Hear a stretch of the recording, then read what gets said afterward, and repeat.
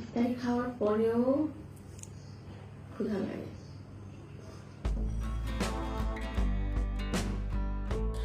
এবার সাকিবের বাসায় পরিবার সহকারে একসাথে ইফতার করলেন শবনম ইয়াসমিন বুবলি।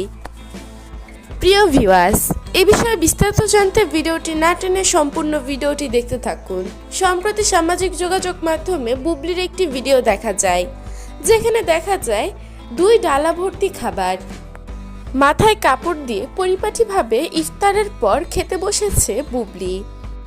এত খাবার দেখে তার শুভাকাঙ্ক্ষীরা ধারণা করে বসেছে হয়তো সাকিবের বাসায় গিয়ে একসাথে পরিবার সহ ইফতারে বসেছে শবনম ইয়াসমিন বুবলি। তবে সে সাকিবের বাসায় এই ইফতারটি করেনি, এটা ছিল একটা প্রমোশনাল ভিডিও। এই ভিডিওটি ফেসবুকে আপলোড করে বুবলি লিখেছেন, ইফতার করার কিছুক্ষণ পরে আবার ক্ষুধা লাগে, এটা কোনো কথা?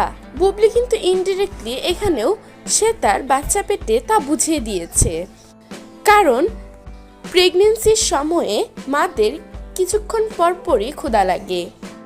আর তার বেবি বাম্পও ফুটে উঠেছে নানা ভিডিওতে। প্রিয় ভিউয়ার্স, এই বিষয়ে আপনাদের কি মন্তব্য তা জানিয়ে দিবেন আমাদের কমেন্ট বক্সে।